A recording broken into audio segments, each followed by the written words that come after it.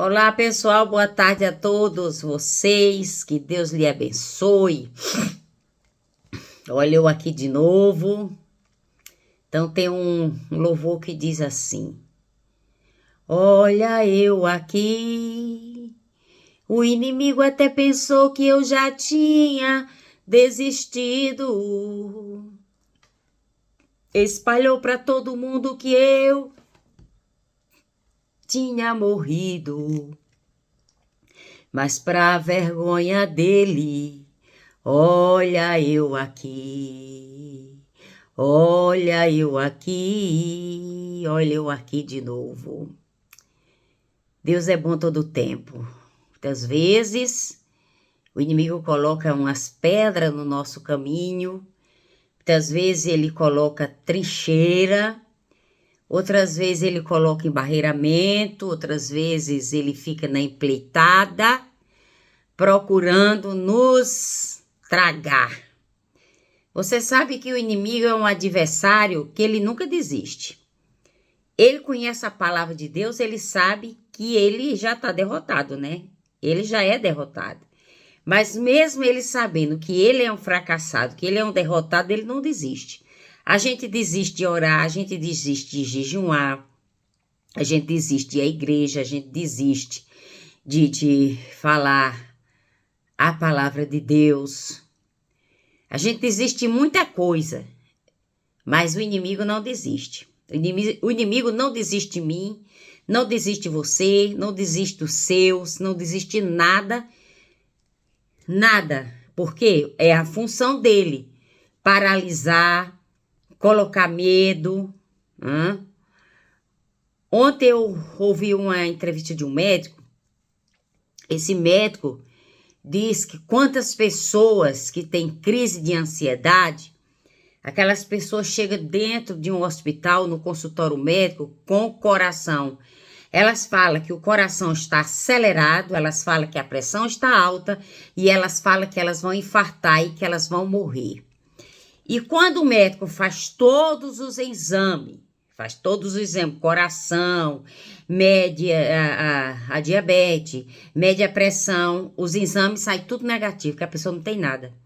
A pessoa está tendo uma crise de ansiedade, né? E aquela crise de ansiedade coloca pânico e medo naquela pessoa, que aquela pessoa está com a pressão alta, aquela pessoa vai ter um infarto, aquela pessoa vai morrer, né?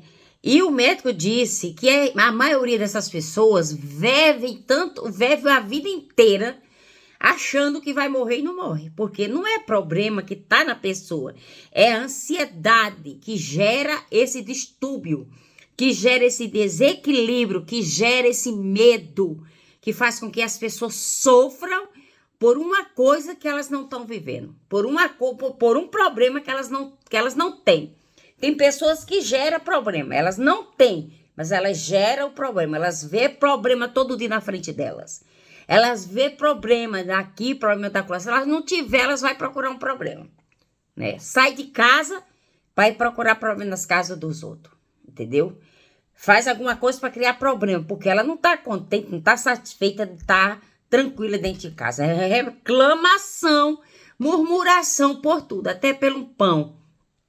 Que se vai comer um pão, murmura porque o pão é seco, porque o pão não tá bom, que o pão foi mal feito, até do padeiro reclama. Você imagina, né?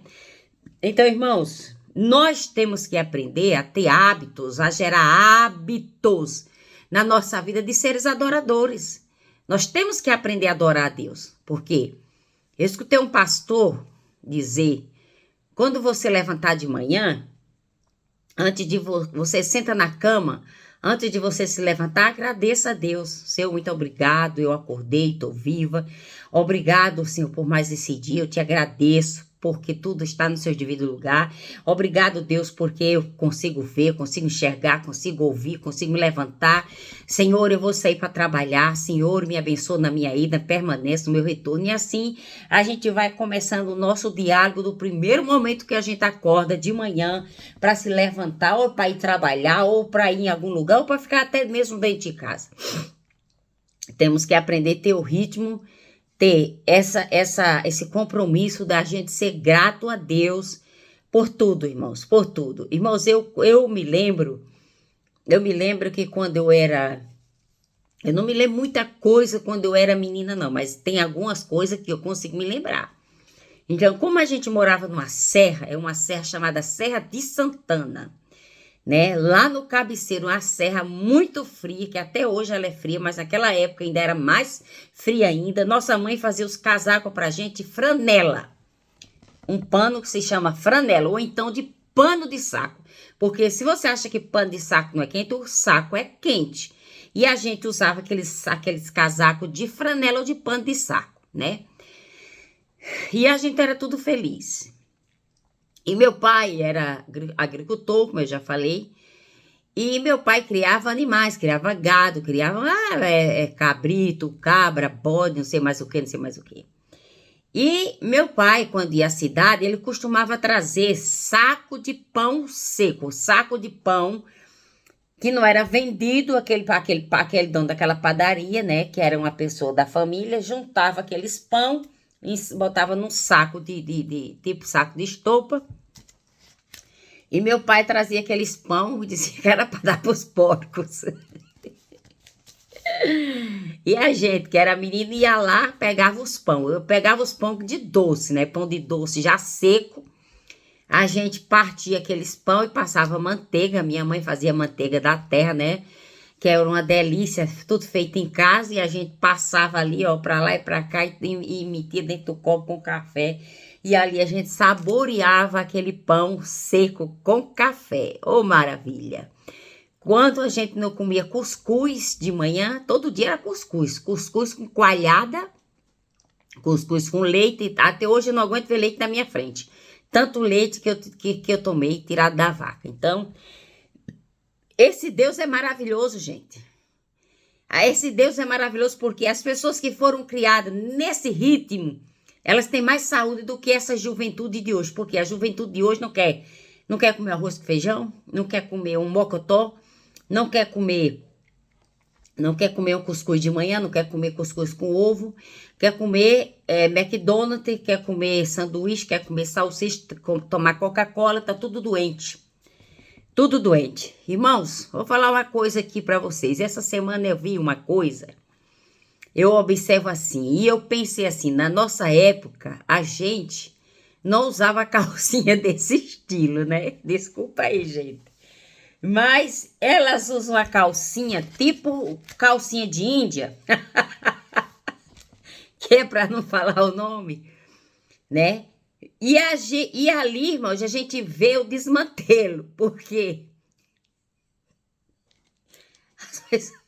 as pessoas que colocam a calcinha daquela, tipo calcinha de índio, que é enfiada, né? Aquela corda,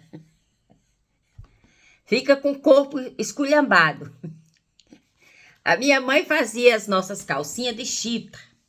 Ou então, um pano que ela comprava branco e ela mandava fazer as calcinhas, tacava aqui na barriga, tacava a cintura.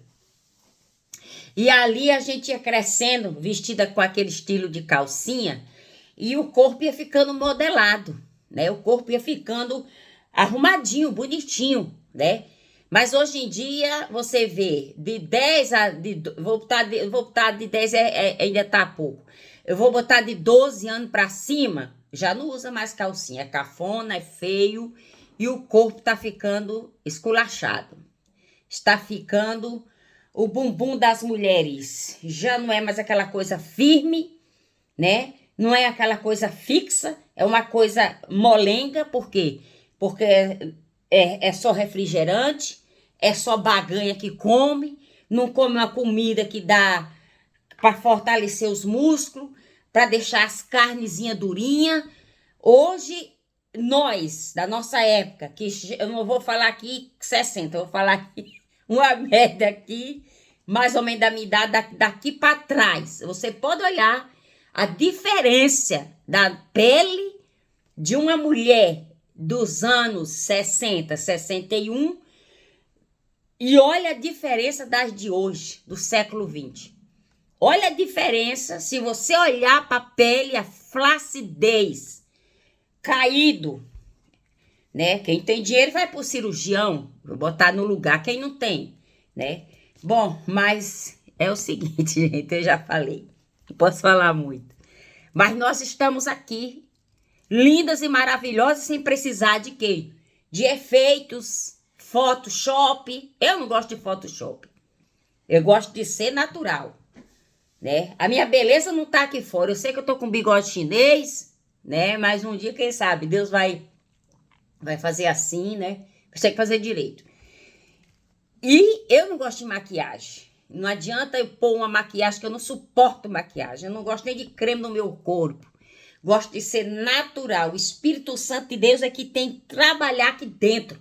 Porque não adianta, irmãos, eu aparecer com a cara rebocada de maquiagem, cabelo esticado, e lá por dentro tá o coração fervendo de ódio, de falta de perdão, de falta de amor. Porque o temor da sabedoria de Deus é amor. Se você não ama, você não respeita Deus. Então, Deus é amor, mas também ele é fogo consumidor, né? E nessa tarde eu quero falar uma coisa para você, ser rápido, que eu já tomei bastante tempo. Falar de José, né? Quando Jacó ele foi morar em Canaã, na terra do seu pai, e ali a palavra de Deus diz que José ele tinha 17 anos e José cuidava das ovelhas do seu pai. Mas José foi uma pessoa muito mirada pelos seus irmãos, tinha muita inveja de José, tinha muita raiva, muito ódio de José, porque José era um tipo assim, contava tudo que os irmãos faziam de errado, José contava para o seu pai. José era um pouco fofoqueiro. Mas José, a palavra de Deus está dizendo aqui, viu? Que Jacó amava José mais do que a qualquer outro dos seus filhos. Pois José havia nascido quando Jacó era idoso, por isso, certo dia, Jacó encomendou um presente para Jacó, que foi uma túnica, né? Foi, né? E aquilo ali, um presente especial para Jacó, uma linda túnica. Os irmãos de José, por sua vez, odiavam, pois o pai dele o amava mais do que todos os filhos. Não era capaz de lhe dizer uma única palavra amigável, os irmãos de José, né?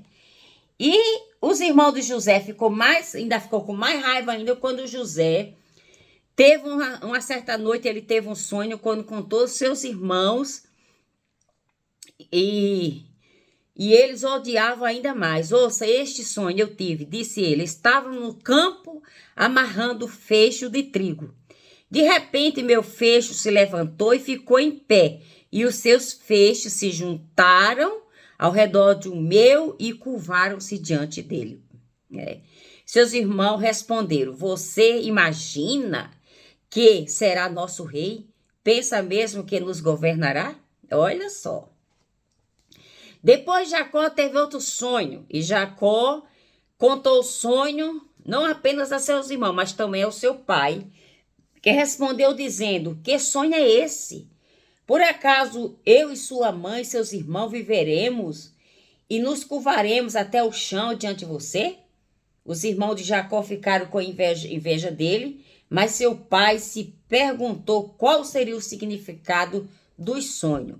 O segundo sonho foi que ele teve, ele disse, o sol e a lua e 11 estrelas curvavam diante de mim.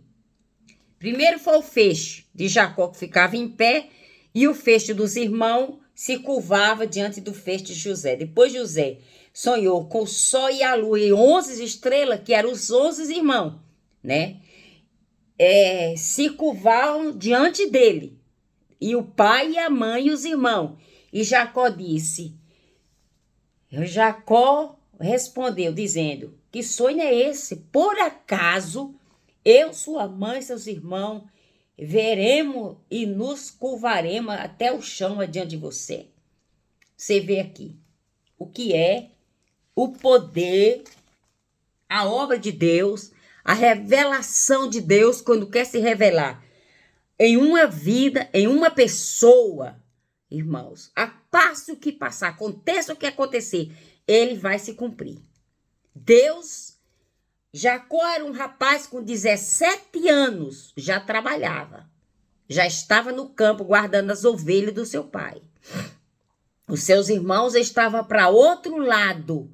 Foi quando José foi à procura dos seus irmãos, que estava preocupado, e aconteceu aquele acidente.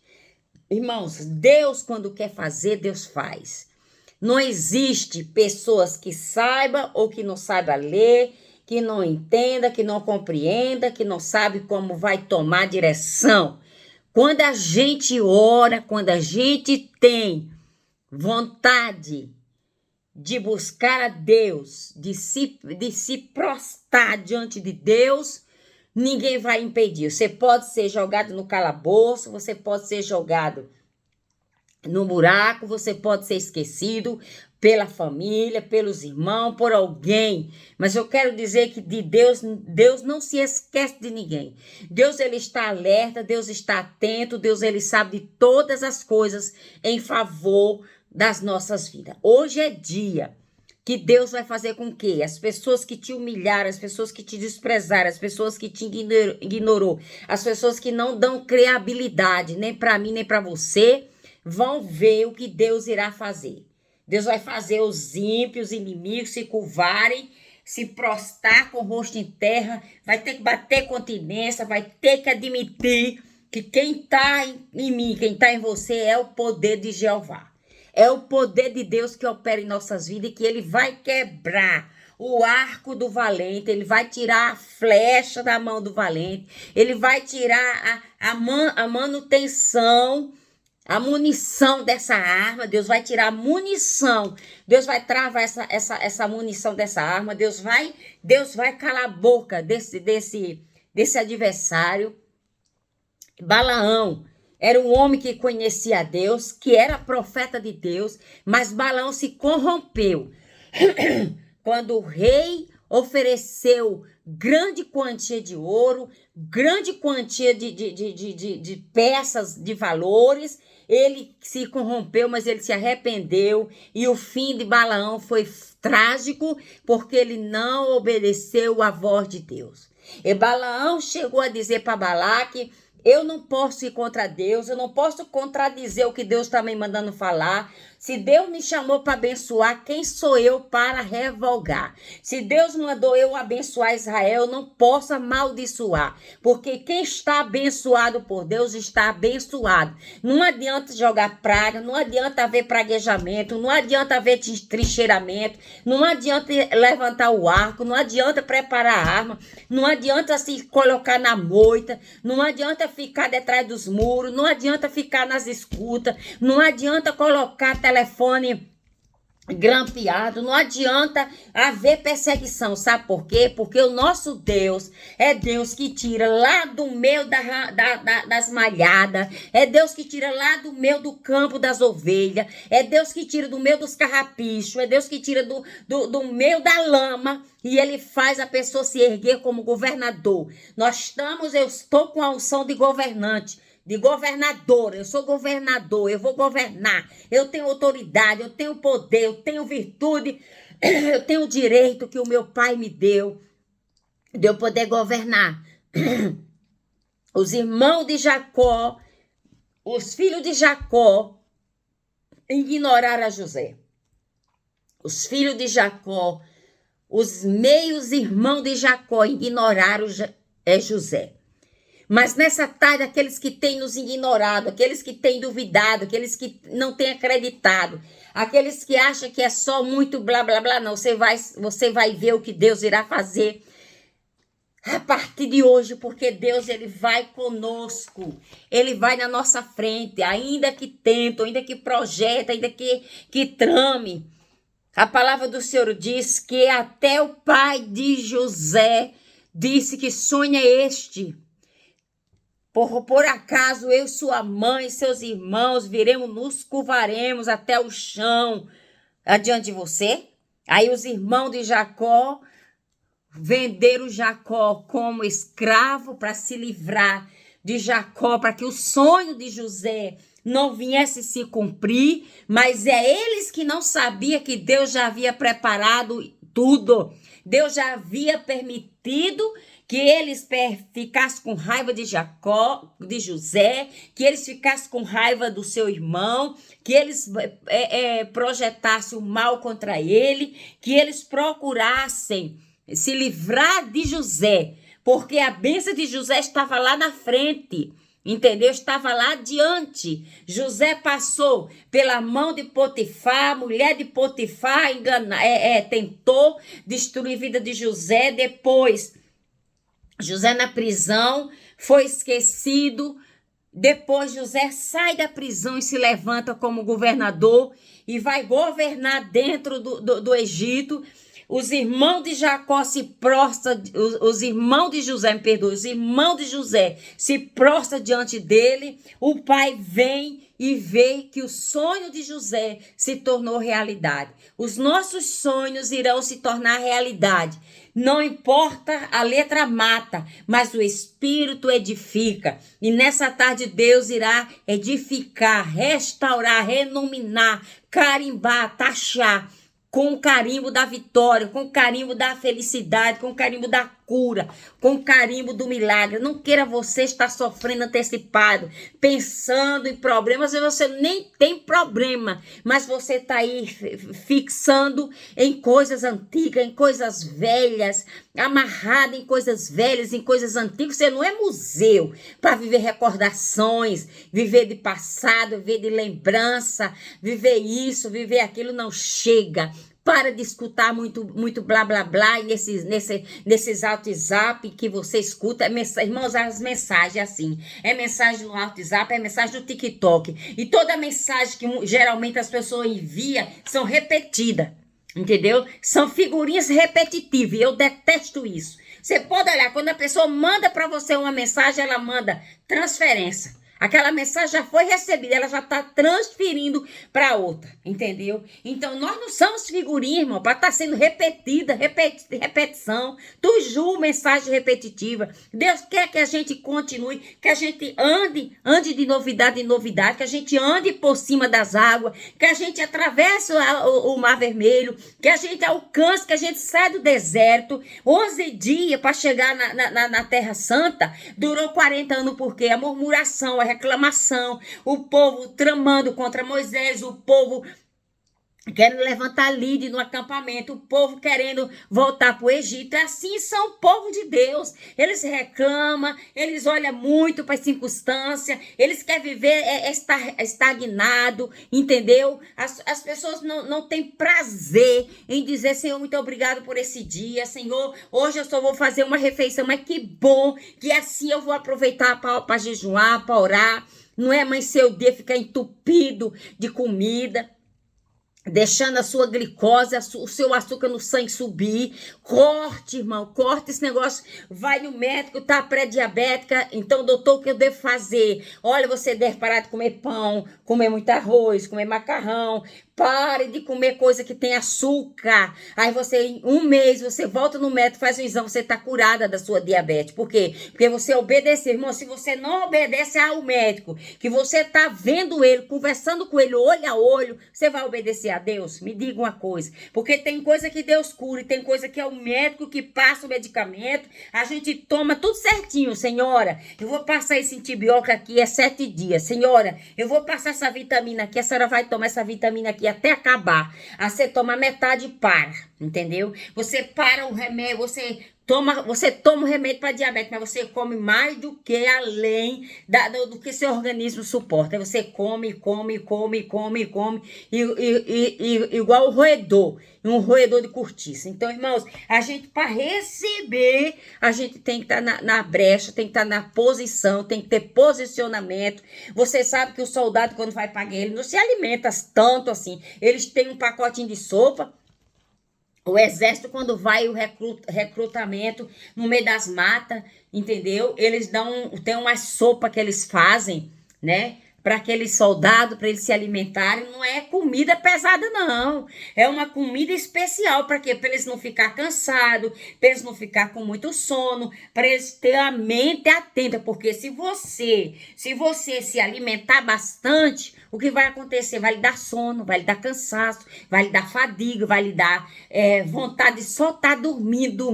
Agora, se você não comer muito, a sua glicose, a sua insulina vai ficar normal. Você vai ter força, você vai ter disposição, você vai sentir vontade de fazer tudo na sua casa. Amém? Está aí um despertamento para você, um alerta para você. Confia no Senhor de todo o coração. Ergue sua cabeça. Acredite no milagre. Deus está agindo em teu favor. Deus vai agir em teu favor. Deus vai trazer mudança nessa sua vida. Nessa sua vidinha que está pacata, que está parada. Deus vai mudar. Todas essas estratégias aí que tá tudo errada, Deus vai dar tudo novo, Deus vai agir em seu favor. Seja honesto, seja sincero, não queira subir não queira ganhar as coisas através de mentira. Mentira não vale, mentira é coisa do Satanás. Mentira é coisa do diabo. Você mente hoje, amanhã ele te derruba amanhã lá na esquina. Você tá aí querendo pregar a palavra de Deus, você tava mentindo. Você mentiu lá, você mentiu. Você disse uma coisa que não é verdade. Então, se você for com mentira, você vai estar agradando. Não é a Deus, não. Você vai estar agradando o pai da mentira. E quem é o pai da mentira? Você sabe quem é, né? Então, não adianta nada, irmão, eu querer crescer, eu querer subir, eu querer ganhar as coisas através de mentira. Mentira não é de Deus. O mentiroso não vai herdar o reino de Deus. Você sabe muito bem disso. Que os mentirosos não herdarão o reino de Deus. Então, se eu chegar para o médico e eu disser para ele que eu tenho uma doença e eu não tenho aquela doença, e ele vai me passar o remédio para aquela doença que eu disse que eu tenho, né? Ele vai pedir exames e tal. Então eu vou tomar aquele remédio que não estava adaptado, que eu não tenho aquela doença, que vai causar em mim? Vai causar prejuízo na minha vida. Você talvez não tenha doença e você vai tomar o remédio que você não tenha doença e você vai ficar com essa doença. Porque o diabo vai implantar essa doença em você. Aí o que vai acontecer? Você vai até morrer porque você mentiu. Aí você vai, né? Vai lá dizer, Deus, por que eu tô sofrendo? Por que eu tô passando isso? Por que eu tô enfrentando isso? Meu Deus, o que eu fiz? A sua boca. A nossa boca, ela tem poder da vida e da morte. Se a gente souber desfrutar, a gente vai viver o melhor dessa terra. Agora, com mentira, mano, você só profetiza mentira, você só vai com mentira. Pare com isso. Chegue diante de Deus com a verdade. Você é capaz, você tem capacidade de vencer, de viver, sem precisar estar usando a tal da mentira. Jesus te ama, te abençoe, te guarde e proteja, porque Deus é nosso Pai, nosso advogado, nosso juiz, nosso intercessor, nosso defensor, e Ele está conosco até os confins da terra. Até que Ele volte, Ele estará conosco. Amém. Deus te abençoe. Até amanhã. Um abraço.